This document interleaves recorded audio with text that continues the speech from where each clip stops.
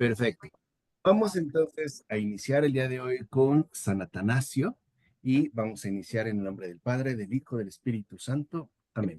Santo, Dios te amén. salve María, llena eres de gracia, el Señor es contigo, bendita eres entre todas las mujeres y bendito es el fruto de tu vientre Jesús. Santa Santa María, Madre, María, Madre de Dios, ruega por nosotros los pecadores, Dios, ahora y en la hora de tus nuestra hijos, ahora y en la hora de nuestra Pascua. Amén. gloria al Padre, gloria al Hijo y gloria al Espíritu Santo, como Como era en es en el el principio principio, y ahora ahora y y y siempre, por siempre los por los siglos de los siglos de los siglos. Amén. Ave María Purísima, sin pecado sin concebida. pecado Padre, concebida. del Hijo, del Espíritu Santo. Amén. Amén. Clara Basto, bienvenida. Qué gusto que estés por aquí. Hola, profesor. Buenas noches para todos. Buenas noches para usted. Buenas Gracias. noches. Bienvenida. Bueno, vamos a Gracias. iniciar el día de hoy con San Atanasio. Y antes de hacerlo, como lo hemos de hecho, ¿no? Venido realizando con anterioridad, vamos a dar primero como un panorama introductorio a su vida y a su época, ¿no? Y mencionar las obras que ha realizado. Lo que sí les puedo decir es que San Atanasio es intelectualmente imponente, en serio. O sea, es un intelectual extremo. O sea, tiene una profundidad y una potencia intelectual extremadamente destacable. O sea, a mí me parece de los padres de la iglesia en su conjunto, al menos de este periodo, el que tiene mayor potencia intelectual, aunque, y eso también hay que mencionarlo, su estilo no es para nada elaborado. O sea, no es un gran escritor, pues, ¿no? Incluso tiene, digamos, pues un estilo un tanto seco, pero, o sea, su capacidad intelectual de verdad que es fundamental. Y lo primero entonces que vamos a mencionar es que Atanasio, ¿no? O San Atanasio, de Alejandría, también ha sido llamado el Grande. También es conocido como Atanasio el Grande y es Atanasio de Alejandría, porque básicamente es la gran figura de la iglesia del siglo IV, es decir, de los años 300. Es la figura sobresaliente. Unos también le llamaron el campeón de la fe, el defensor de la ortodoxia y muchos calificativos que buscan precisamente destacar tanto, digamos, su altura intelectual o su potencia intelectual como su rectitud. Y esto es algo extraordinario en San Atanasio, porque en San Atanasio se da una conjunción perfecta entre rigor intelectual y ortodoxia. O sea, entre, ¿no? Rigor intelectual y fidelidad a la verdad. Y San Atanasio es reconocido como la figura más relevante de todo el siglo IV. Uno, por su defensa de la fe de Nicea. Es el momento en el que se lleva a cabo este gran concilio ecuménico llamado el Concilio de Nicea, donde, gracias a Atanasio, se establece de una manera clara, rotunda y definitiva la divinidad del Verbo encarnado. Es decir, es con Atanasio en el concilio de Nicea, ahorita lo veremos un poquito más adelante, donde ya se define que el Verbo encarnado, Cristo Jesús, es Dios. No es semejante a Dios, no es inferior a Dios o al Padre, sino que es igualmente divino. O sea, digamos que con San Atanasio finalmente se consolida la divinidad de Cristo. Y por eso también se le ha llamado padre de la ortodoxia e incluso columna de la iglesia. Y en términos muy generales, podemos decir que San Atanasio es un prototipo muy modélico de lo que significa ser hombre de iglesia, o sea, una persona humana de iglesia. En primer lugar, porque para San Atanasio todos sus intereses remiten a los intereses de Jesucristo y a el interés que tiene Dios por la salvación de toda la humanidad. Y esto es algo que también San Atanasio, ¿no? asume por completo. Y es importante destacar que en San Atanasio, el plan de salvación divino, ¿no? sobre la humanidad en su conjunto, se ve seriamente comprometido por el error, la falsedad y la mentira. O sea, para San Atanasio, las falsedades dichas, las mentiras propagadas, no son solo fallos irrelevantes, sino que de fondo comprometen el plan de salvación que Dios tiene para cada uno de nosotros. Y por eso su vida estará consagrada a la defensa de la ortodoxia, o sea, digamos, a la defensa de la verdad. Y por eso va a resultar tan relevante, no solo para este periodo, sino para la iglesia en su conjunto. Pues bien, San Atanasio nace en el año 295 y nace justo en la misma ciudad de Alejandría que se convertirá, llegado el momento, en su sede episcopal. Recuerden que Alejandría se encuentra ubicada en el norte de Egipto, es decir, se encuentra ubicada en el norte, ¿no? de Egipto y por ende tendrá como un punto de encuentro fundamental con todo el entorno cultural circundante. Alejandría adquirió una relevancia fundamental porque se convirtió en la sede cultural del mundo antiguo con Alejandro Magno, a partir del siglo IV y III después de Cristo. Cuando finalmente Alejandro el Macedonio vence a los griegos, él traslada la capital del mundo antiguo, ¿no? a Alejandría. Es decir, ya no es Atenas, el centro cultural del mundo antiguo, sino que será Alejandría. Y Alejandría, por ende, por toda esta herencia, particularmente griega que posee, pues será un lugar donde se lleve a cabo un ejercicio intelectualmente intenso.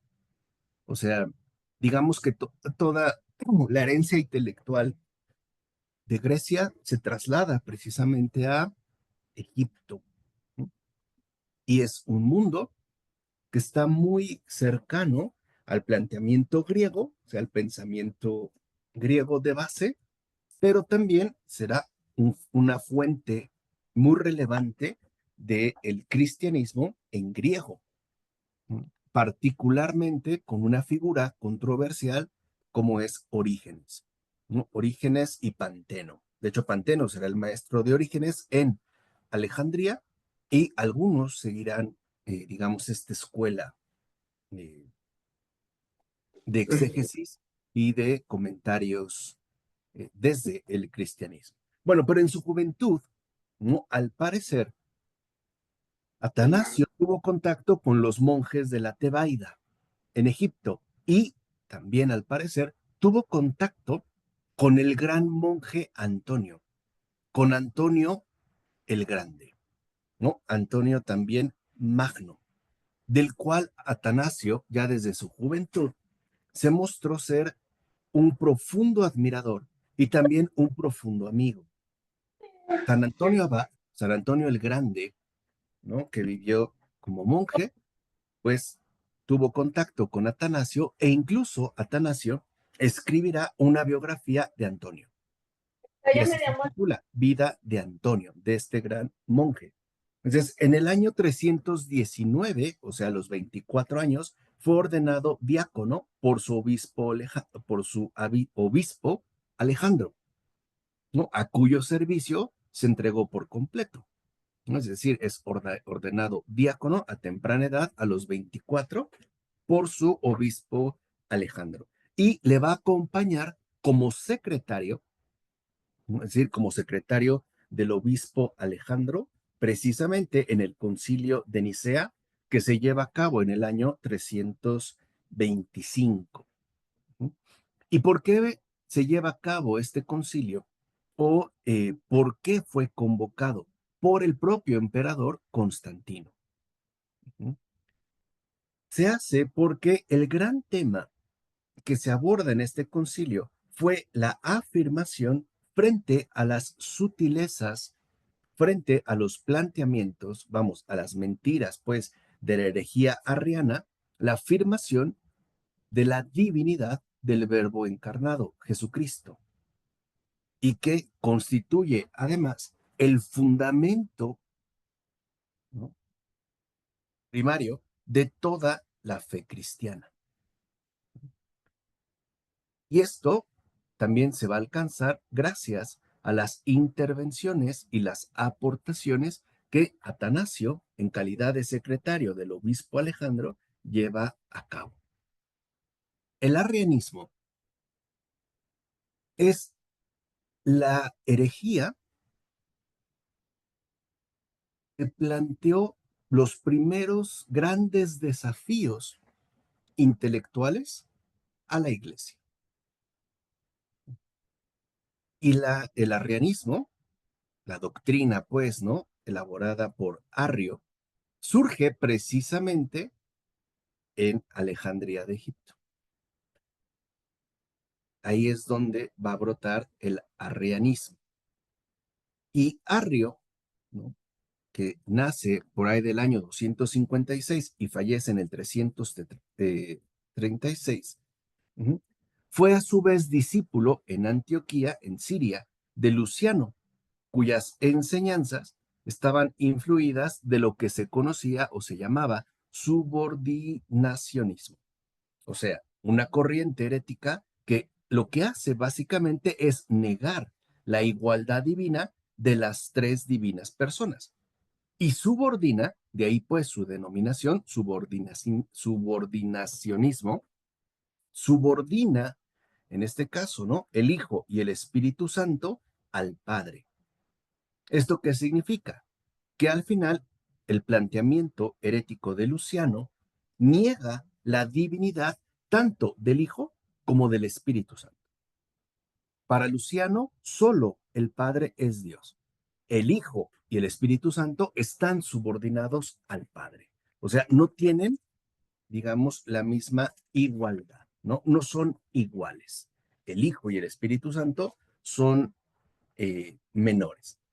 Y Arrio se va a ordenar sacerdote hacia el año 310, o sea, más o menos a inicios del siglo IV, ¿no? Siendo encargado en el año 313 de la iglesia de Baucalis, es decir, en uno de los barrios de Alejandría. Y desde ahí empezará a difundir sus opiniones teológicas.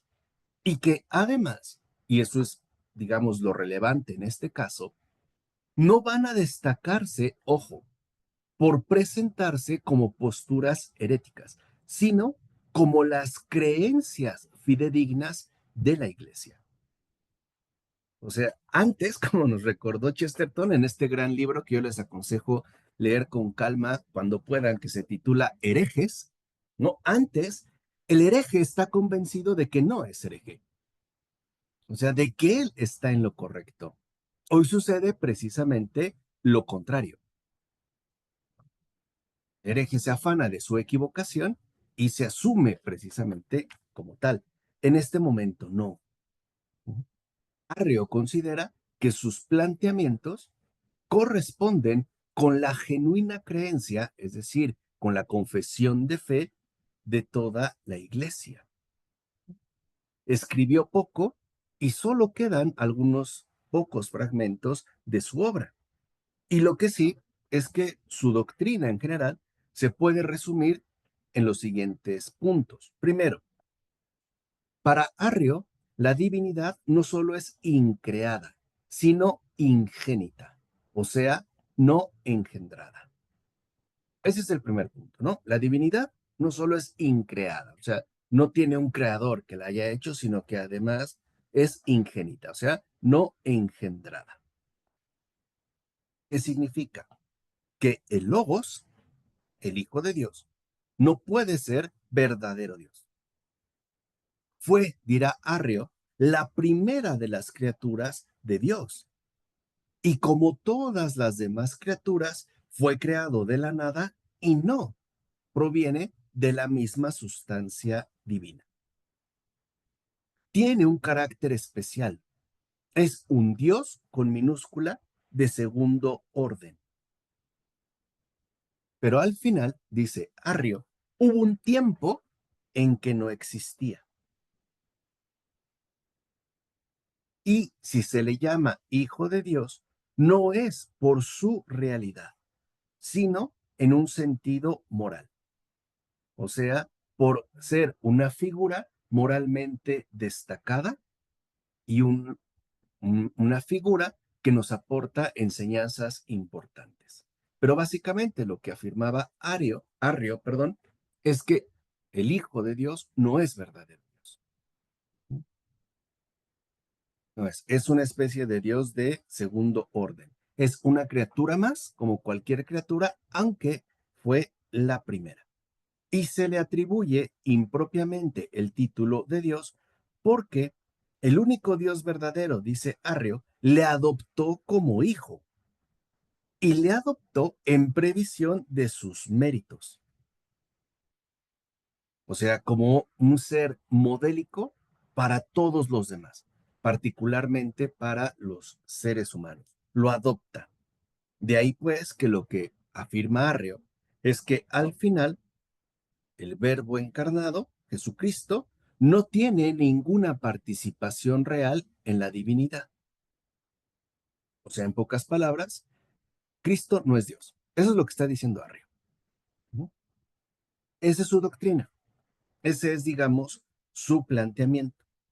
Y esta doctrina, a su vez, era un producto incluso típico del racionalismo teológico de Alejandría. ¿Por qué? Porque en Alejandría, debido a la marcada influencia del pensamiento griego, se dejaban llevar más por sus propios razonamientos que por la revelación dada por la verdad misma. Y esa es una tendencia que se sigue manteniendo en el llamado racionalismo. Lo que cuenta son los propios planteamientos racionales que uno humanamente elabora y no lo que nos aporta una revelación que la razón no produce, ¿vale?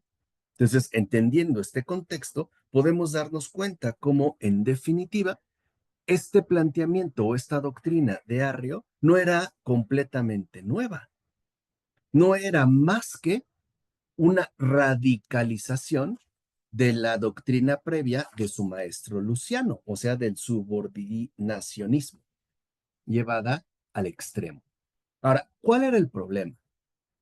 El problema de fondo con Arrio es que su planteamiento ataca o atacaba de manera directa el núcleo esencial del cristianismo, porque, ¿no? Si el verbo mismo no era Dios, entonces no habría una real encarnación divina y por tanto tampoco habría una genuina redención humana. Decir que Cristo no es Dios es finalmente llegar a la conclusión de que entonces no hubo redención, que todo fue una especie de pantomima. Si Dios mismo no nos salvó, no hay salvación. Y al final, pues lo que predicaría el cristianismo como evangelion, la alegre noticia, pues no tiene cabida. O sea, en pocas palabras va al núcleo. Entonces, Alejandro, que era obispo de Arrio,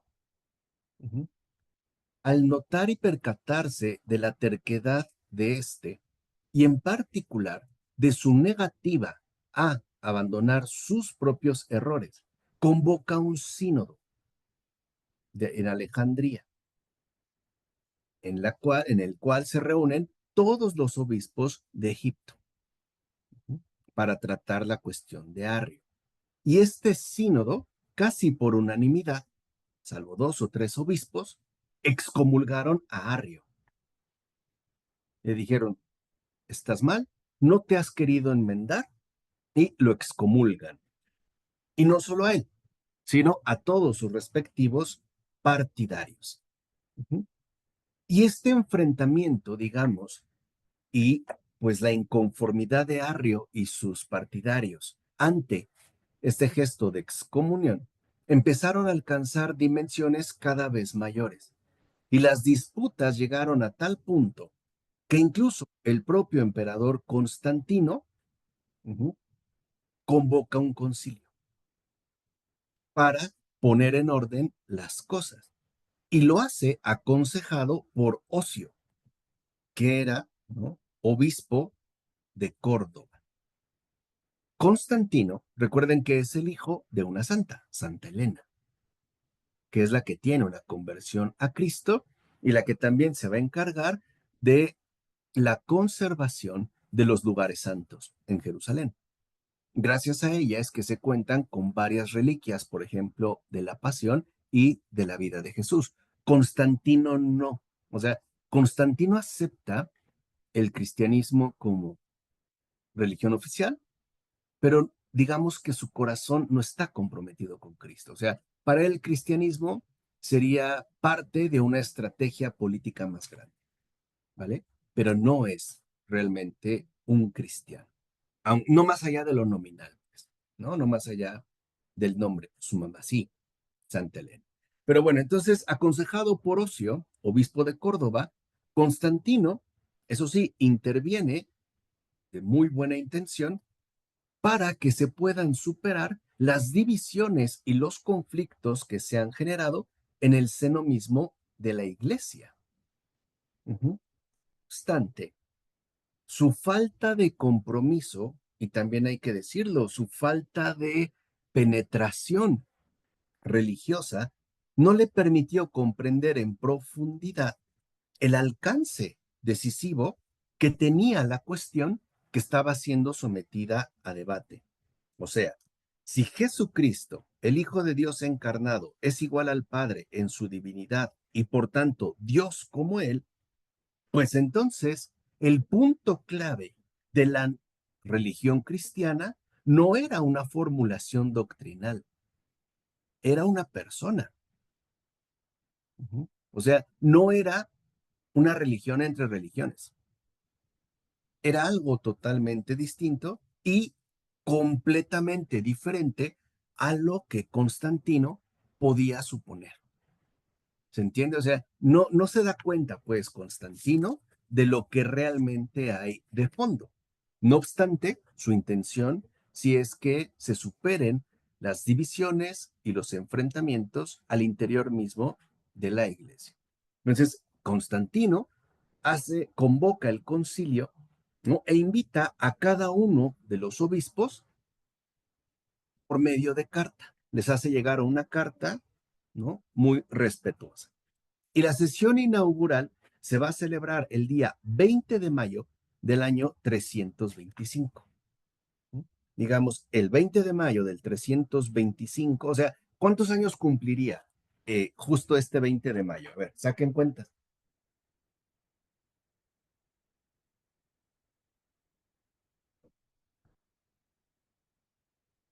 Resta 2025 menos 325. Saca, hombre, tu calculadora del celular. 700. 700, ¿no? 1700. 1700 años. Fíjense, de este concilio se cumplirían este 20 de mayo. Y que de hecho va a coincidir con nuestro estudio de Atanasio. O sea, por eso les digo que no es casual, o sea, ¿no? El espíritu sigue actuando, sigue obrando. Bueno, se lleva a cabo la sesión inaugural el 20 de mayo del 325. La mayor parte de los obispos que asisten a este concilio eran obispos orientales, o sea, no pertenecían propiamente a Occidente, sino a Oriente. Y varios de ellos llevaban en sus propios cuerpos, en su carne, señales de los padecimientos soportados por confesar su fe. O sea, habían padecido en carne propia la persecución, varios de estos obispos. El Papa, el obispo de Roma, que en ese momento era Silvestre y que va a presidir, ¿no? A dirigir la iglesia durante los años 314 a 337, envió al concilio como delegados suyos a los presbíteros Vito y Vicente, porque no pudo trasladarse a Nicea a causa de su edad avanzada. Ya era mayor. Entonces, como él no puede asistir, envía pues a dos delegados, Vito y Vicente. Atanasio va al concilio en calidad de secretario de su obispo Alejandro. Y aunque por el hecho de ser diácono no puede participar oficialmente, va a tener una influencia decisiva y por demás esencial en las resoluciones conciliares, o sea, en las conclusiones obtenidas. No lo va a hacer de manera oficial porque es diácono, pero lo va a hacer por medio de las aportaciones que realiza a través precisamente de su obispo Alejandro. Ahora, Arrio estuvo presente en Nicea, fue a Nicea, Arrio, pero por fuera del propio concilio, a través de un pequeño grupo de obispos que eran cercanos y lo apoyaban, trató de defender sus puntos de vista. Y ojo, lo hizo a través de utilizar términos intencionadamente equívocos, o sea, a través de una argumentación engañosa. ¿Para qué? Para que cada uno quiera interpretarlo según sus propias inclinaciones o preferencias. Pero eso sí, bajo una aparente formalidad. O sea, en pocas palabras, está haciendo, ¿no? Arrio un uso del lenguaje engañoso. Introduce en su defensa términos que son confusos, términos poco claros. No obstante, a pesar de ello, no le valieron sus estratagemas y fue condenado por el concilio. Dime, Elizabeth. Eh, profesor, Arrio, en su calidad de excomulgado, ¿podía asistir al concilio? Sí, porque era, digamos, el acusado. Acude al concilio para presentar su defensa, cosa que hizo, pero lo hace utilizando, ¿no? Términos, ya dijimos, engañosos. Ahorita vamos a ver cuál es el más famoso de ellos y que ya nos resulta cercano. Entonces, a partir de ahí, ¿no? Se condena a Arrio, se le considera que está equivocado, que es un error y que no expone la verdad. Y entonces se va a definir el nuevo símbolo de la fe, o sea, la confesión ortodoxa, recta, verdadera de la iglesia, y que será, ¿no? Este nuevo símbolo de la fe aprobado en este concilio y que intentará por vez primera formular el dogma católico sobre la divinidad del verbo sin posibles equívocos ni dobles interpretaciones. O sea, lo que hace el concilio es quitar la ambigüedad introducida por Arrio, ¿sí? Que volvía la confesión de fe algo difuso, eh, inconsistente y poco claro. Lo que busca el concilio de Nicea es dar claridad y una formulación rotunda al símbolo de fe. Y va a haber dos expresiones definitivas, ¿no? Que se asumen en el concilio y que ya no serán reformuladas. Son las siguientes: de la sustancia del Padre. Hoy nosotros decimos de la misma sustancia del Padre. Y engendrado, no hecho. O sea, consustancial al Padre. Esa palabra de consustancial, engendrado, que van a dejar, ¿no? Entonces sí, plenamente clarificada la fe de la iglesia y que además es una fe basada por entero en la propia divinidad de Jesucristo.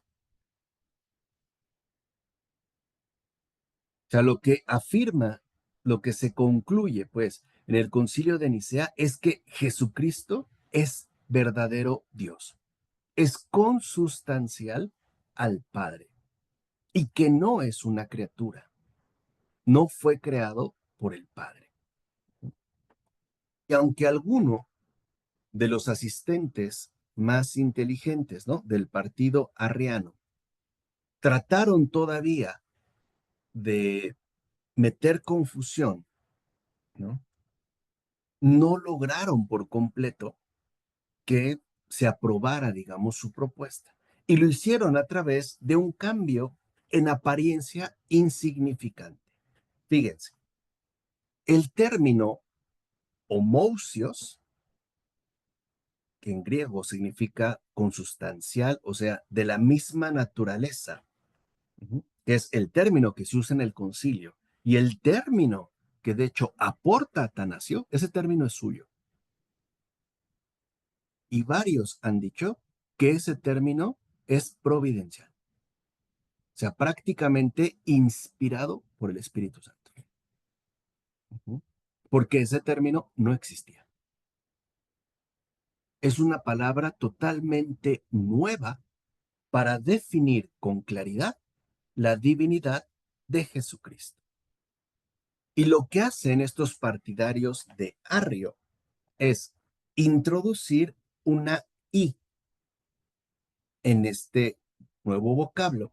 Y en lugar de leer homousios, ellos leen y pronuncian homoiousios.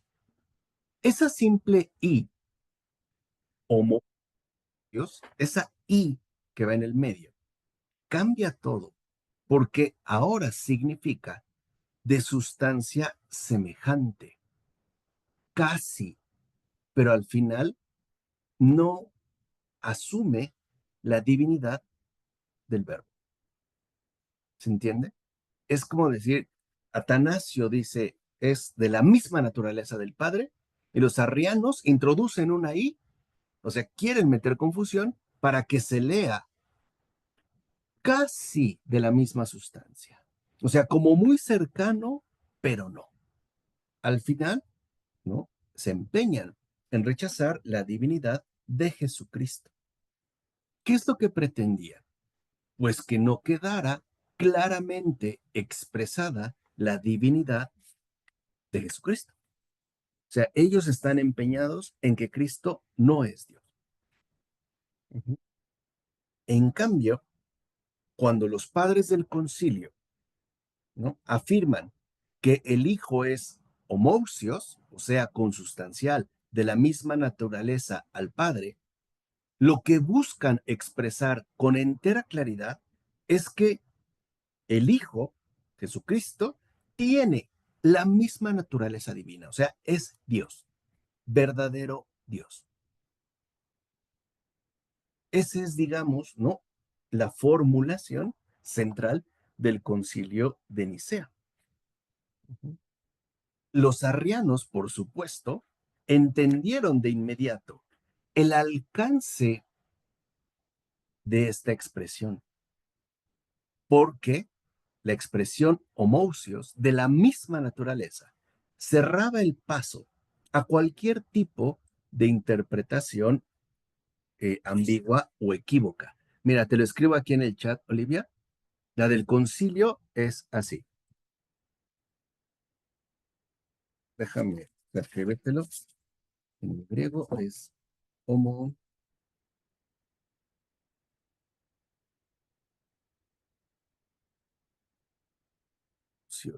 Homo.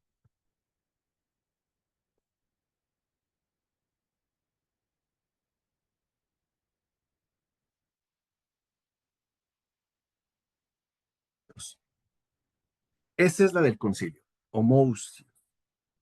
doble O. Lo que hacen los arrianos es lo siguiente.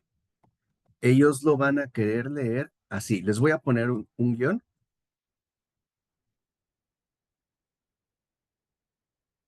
Oisios.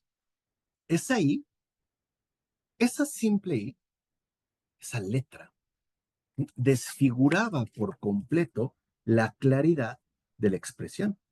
O sea, querían con esa simple I en medio, en lugar de leer homousios, homoiousios, buscaban atentar contra la claridad del símbolo de fe. O sea, hacer de este símbolo de fe algo ambiguo que al final terminaba no reconociendo de manera plena la divinidad de Jesucristo. Entonces, eso lo comprendieron.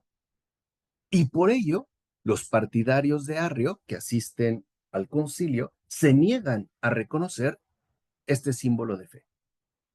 Y lo hacen bajo diversos pretextos. El principal es diciendo que se trataba de una palabra enteramente nueva, que nunca se empleó en la Sagrada Escritura ni en la tradición de la Iglesia. Eso es lo que decía. Es una palabra inaceptable porque no aparece en la Escritura, nunca ha sido utilizada en la tradición de la Iglesia y es una palabra completamente nueva. De ahí partía, pues, su rechazo. Entonces, algunos obispos se niegan a reconocer y a adherirse a la formulación de fe de Nicea, pero la mayor parte sí lo hace. Lo que de momento da la impresión de que la herejía arriana ha sido vencida. Como que pareciera que con ello se puso fin a la controversia. El 8 de junio del 328, Atanasio sucede a su antiguo obispo Alejandro, siendo elegido por el pueblo obispo de Alejandría. Y ojo, tenía 33 años. O sea, literalmente era muy joven. Iba a ser obispo durante 45 años. O sea, un tiempo bastante prolongado. Ahora, su episcopado estuvo literalmente saturado de dificultades, de problemas, de agobios, que de hecho van a poner a prueba la fortaleza de su espíritu y también su fidelidad a la verdad. Por así decirlo, ¿no? Su largo episcopado va a ser una enorme prueba para destacar lo indomable de su espíritu y la firmeza de su fe, una fe inquebrantable en la divinidad de Jesucristo. Por eso va a ser reconocido como el campeón de la ortodoxia.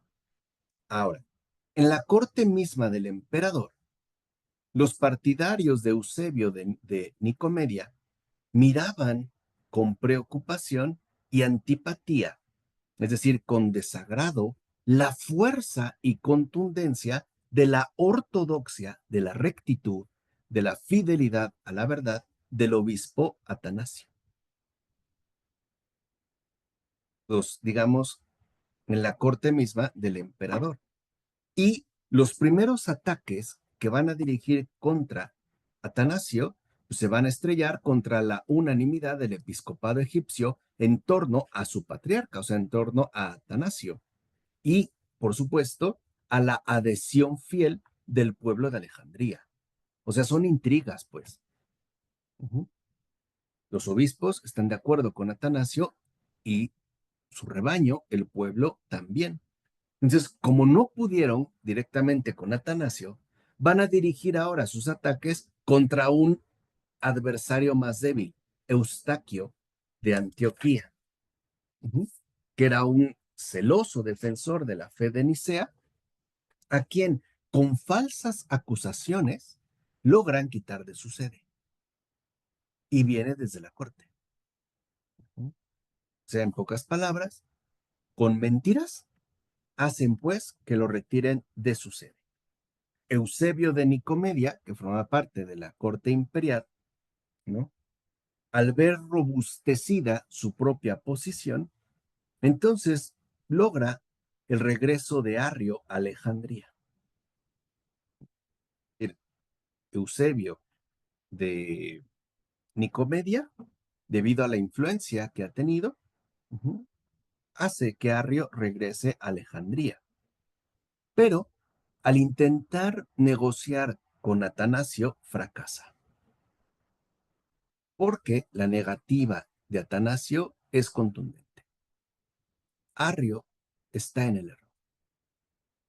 Y Atanasio rechaza, digamos, este gesto de Eusebio de Nicodemia. Entonces Eusebio va directamente con el emperador Constantino y se manifiesta dispuesto a recibirle en audiencia. Constantino se deja convencer fácilmente, vemos que no era como muy inteligente, ¿no? Constantino, ¿no? La verdad, y exige de Atanasio que reciba a cuantos quieran volver a la iglesia. O sea, Eusebio de Nicomedia convence a Constantino de que obligue a Atanasio a recibir a Arrio. Pero Atanasio se mantiene firme aún ante las exigencias del emperador, porque, ¿no? Y es lo que le dirá Atanasio a Constantino, su deber de obispo le impide poner en riesgo a su propio rebaño. O sea, como obispo, no le está permitido admitir a herejes en la comunión con la iglesia. O sea, tampoco se deja doblegar por el propio emperador. Pero sus enemigos de Atanasio no, digamos, no descansan en sus intrigas. Entonces se lleva a cabo el concilio de Tiro en el año 335, donde prácticamente se hizo como emboscada para Atanasio. En pocas palabras, le ponen una trampa. Y ahí se le presentan diversos cargos, algunos de ellos, de verdad, cargados de infamia. O sea, puras mentiras que buscaban deshonrar al propio Atanasio. Pero hubo un problema. Todas estas calumnias y difamaciones no pudieron probarse. Y a pesar de todo el concilio, ¿no? Y de su maquinada orquestación, de su falta de probación, se decide de poner a Atanasio de su episcopado en Alejandría. Y ordenan a todos los obispos, a través de una carta circular, que rompan la comunión con el patriarca de Alejandría. O sea, en pocas palabras, que le den la espalda. En ese momento, Atanasio va a ser desterrado a Tréveris. Y Constantino lo permite, pero no permite que se nombre un nuevo obispo en Alejandría. O sea, tibio, además de tonto, tibio.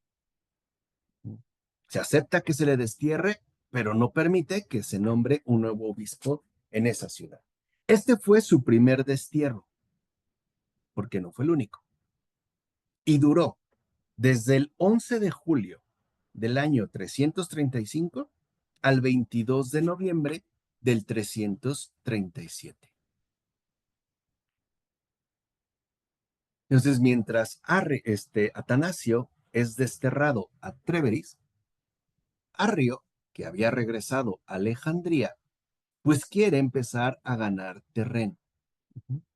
Pero, enterándose el emperador de los disturbios que está generando Arrio con su llegada, le llama a Constantinopla y le da la orden al obispo de esta ciudad, que también se llamaba Alejandro, para que le admita en la comunión de la iglesia. No obstante, no puede, fíjense, ¿no? Providencialmente no puede producirse esta comunión con la iglesia, porque Arrio murió repentinamente cuando iba entrando en la ciudad de Constantinopla, o sea, en la actual Estambul, Turquía. Ahí estaba en ese momento Constantino. Y él ya iba supuestamente muy feliz para ser aceptado en la comunión con la iglesia. Y entrando en la ciudad, murió. Es decir, murió como hereje. Y yo creo que era una forma providencial de hacer ver que Atanasio estaba en lo correcto y no Arrio. Y en el año 337 también fallece el emperador Constantino. Entonces, a su muerte, el imperio, según sus propias indicaciones, quedó repartido entre sus tres hijos. A Constantino le tocaban las Galias, a Constante Italia y el Ilírico, y a Constancio el Oriente, es decir, lo que después vamos a conocer como Bizancio, ¿vale? Son sus tres hijos, Constantino, Constante y Constancio. Y Constancio le toca Oriente. Constancio era un arriano decidido. O sea, Constancio, que se va a la sede de Oriente, lo que involucraría Siria, bueno, Antioquía, Alejandría, etcétera, es un arriano decidido, pero llegan al acuerdo los tres de que todos los obispos desterrados vuelvan a sus sedes originarias. Y es por eso que Atanasio regresará a Alejandría en el año 337. Los arrianos, que cuentan con todo el favor y apoyo de Constancio, se empeñan en recobrar las sedes de Constantinopla y de Alejandría. Y para poder nuevamente, ¿no?, quitar a Atanasio, apoyándose en esta farsa del Sínodo de Tiro del 335, envían legados al Papa Julio I y al emperador Constante, que está en Italia. Recuerden que con Constantino el imperio básicamente se dividió. A partir de entonces se va a hablar de Oriente y Occidente, porque Constantino murió pronto y solo quedó Constante en Occidente, en Roma, pues, como emperador del Imperio Occidental, y Constancio como emperador del gobierno oriental. A pesar de ello, Atanasio no se rinde y convoca un sínodo en Alejandría. Y ahí se renovó, ¿no?, o se renovaron las condenaciones hechas en Nicea contra los arrianos. Y el propio Atanasio envía las actas a Roma. El Papa, a la vista de estos informes, convoca un sínodo en Roma para que se puedan poner fin a estas luchas. Y el emperador de Occidente, o sea, Constante, le apoyaba. O sea, en Occidente, curiosamente, apoyaban a Atanasio. Y en su propia región, Oriente, no. Constante, que no era su emperador directo, lo apoyaba, y Constancio, que era su emperador directo, no lo apoyaba. Y los arrianos no se van a dar por vencidos. Entonces, de nuevo, Atanasio va a ser arrojado, pero esta vez con violencia de su propia sede episcopal. O sea, lo van a echar a la fuerza, ¿no?, con violencia. Y con ello va a iniciar por segunda vez el camino al destierro. ¿Y a dónde se va a ir? A Roma. Se va a Roma del 16 de abril del 339 hasta el 21 de octubre del año 346.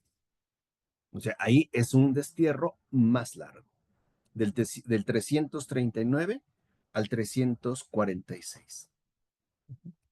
Durante su estancia en Roma, se va a celebrar un sínodo convocado por el Papa Julio I en el año 341. Y en este sínodo se va a declarar la inocencia de Atanasio. Tras tanto, los estados de Constantino II, las Galias, se incorporaron a las de Constante porque éste pereció en guerra contra él.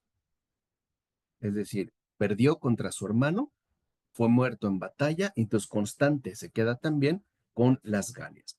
Constante se vuelve en el dueño del Imperio de Occidente y aconsejado por el Papa, acuérdense, Julio I, le escribe a su hermano Constancio en Oriente y le propone que se celebre un nuevo concilio para que se resuelvan todas las cuestiones pendientes.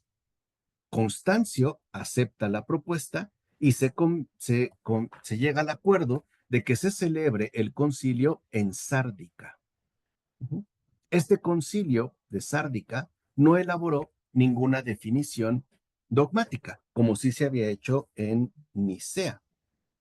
Y en relación con Atanasio, ¿no?, se examinaron durante todas las sesiones del concilio todos los cargos que se le habían imputado y al final, ¿no?, se le termina declarando inocente. O sea, se corrobora su inocencia. Se dan cuenta que todo ha sido, pues, una estratagema malévola. Y también se le declara inocente a su amigo Marcelo de Ancira, San Marcelo de Ancira, que probablemente en estos estudios patrísticos también veamos, ¿no? Eran amigos. De ahí, los padres del concilio en Sárdica, antes de separarse, dirigen de manera colectiva una carta al Papa Julio. Y en esta carta le comunican las decisiones adoptadas. Y fíjense, por primera vez, como tal, proclaman la primacía de la sede de Roma sobre todas las iglesias. O sea, en carta sinodal dirigida al Papa Julio I, se reconoce la primacía de la sede de San Pedro como cabeza de la iglesia. A partir de ahí, Roma es la sede, ¿no?, central de la iglesia en cualquier parte del mundo. Y esto aprovechando, ¿no?, la ratificación de inocencia de Atanasio.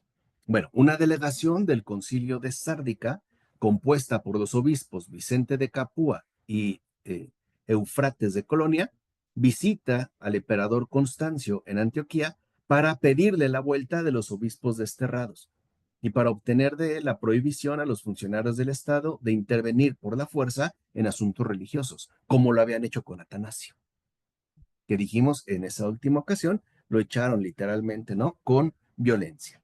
Entonces, Constancio, en Oriente, accede a las peticiones y levanta el destierro del propio Atanasio, que regresa a Alejandría de su segundo exilio, el 21 de octubre del 346, casi después de haber pasado 7 años en el exilio.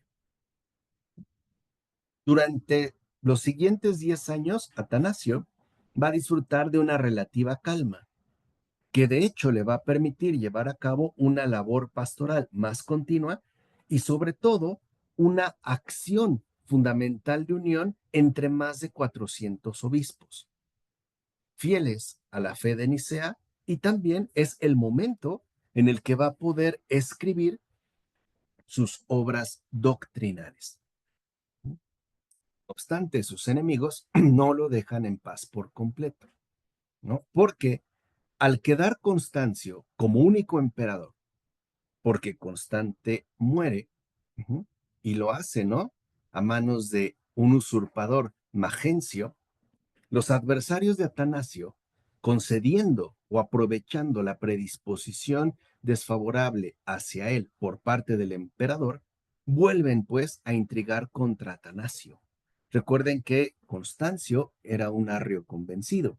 Entonces aprovechan que él queda como único emperador y le sugieren, ¿no?, que el obispo de Alejandría, o más bien le comunican con mentiras que el obispo de Alejandría le está difamando.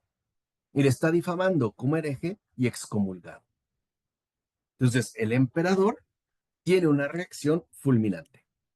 Se dirige al nuevo papa Liberio y le pide oficialmente la deposición de Atanasio.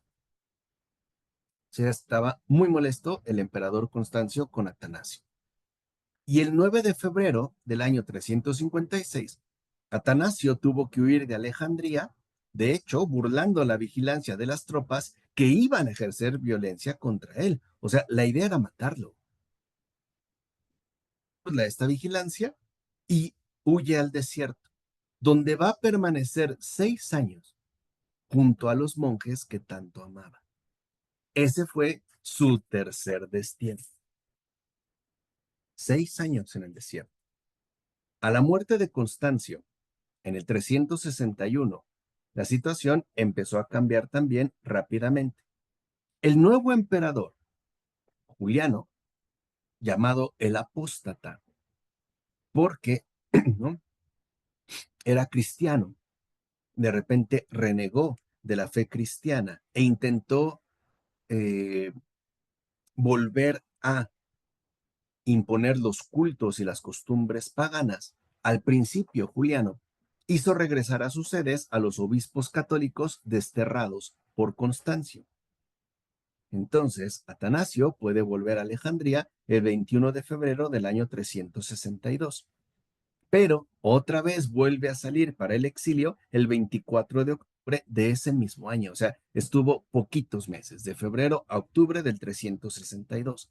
No obstante, pudo convocar un concilio particular en Alejandría, que es conocido como el Concilio de los Confesores, donde vuelve a triunfar la fe de Nicea. Y todos los obispos presentes proclamaron el símbolo de la fe, o sea, proclamaron la igualdad del Hijo y del Padre. Y no crean que era una mera cuestión, vuelvo a repetir, semántica, sino que se estaba estableciendo y consolidando el núcleo esencial de la fe cristiana. ¿Cuál era? La divinidad del Verbo es lo principal y por tanto la encarnación del Hijo de Dios. Y en último término, la redención de la humanidad, o sea, la restauración de la imagen divina que, destruida por el pecado y su deificación como Hijo de Dios por adopción. Esta fue la misión providencial de Atanasio en el siglo IV frente a la crisis arriana. Y todavía, antes de morir, tuvo que sufrir un quinto destierro, porque Joviniano, sucesor de Juliano el Apóstata, fue cristiano y restableció la paz religiosa. Entonces, Atanasio regresa a Alejandría el 5 de septiembre del 363, después de que muere Juliano. Y a la muerte de Joviniano, fue proclamado emperador por el ejército de Nicea Valentiniano, que asoció al imperio a su hermano Valente, quien también, por cierto, se inclina por el arrianismo. Y este emperador Valente va a gobernar el oriente. Valente vuelve a desterrar a Atanasio del 5 de octubre del 365, pero él mismo lo hace regresar el 31 de enero del año siguiente. Y los últimos años de su vida, hasta su muerte, el 2 de mayo del 373, a los 78 años, fueron pacíficos. Y su vida acabó literalmente coronada de gloria, cuando ya de hecho una nueva generación había tomado en sus manos la defensa de la fe. Atanasio entonces nos dirige un mensaje sublime, un mensaje relevante a nosotros en estos tiempos. Ser fuertes en la fe y coherentes en la práctica de la vida cristiana, incluso a costa de graves sacrificios. Y son palabras de Atanasio, ¿eh? O sea, que retoman, perdón, inspiradas en Atanasio y pronunciadas por Pablo VI el 6 de mayo de 1973, cuando se celebró el 16º centenario de la muerte de Atanasio. Repito, ser fuertes en la fe y coherentes en la práctica de la vida cristiana, incluso a costa de grandes sacrificios. ¿Verdad? Son amplias, porque tiene escritos histórico-polémicos, donde básicamente destaca la apología contra los arrianos, que es todo un tratado de refutación del arrianismo. Tiene escritos apologéticos como el tratado contra los paganos y la encarnación del verbo.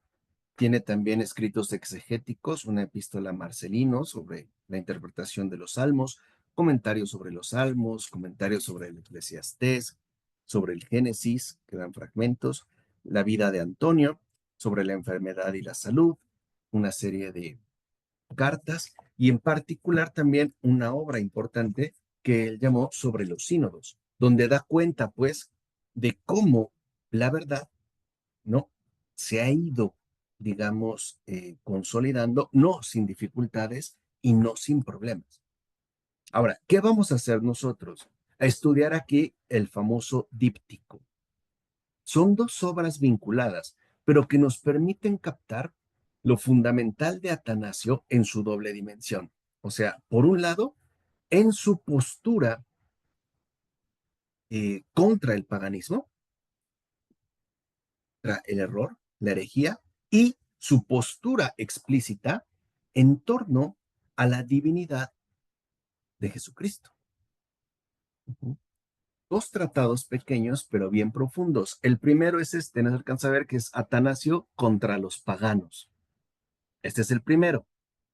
Y una vez terminando esto, viene la encarnación del verbo. Estos dos son los que vamos a estudiar en ese orden. Pero eso ya lo haremos regresando de Semana Santa. Entonces también tenemos un nuevo intercesor, ¿no? Para que nos ayude a ser coherentes en nuestra práctica cristiana y fuertes en nuestra propia confesión de fe. ¿De acuerdo?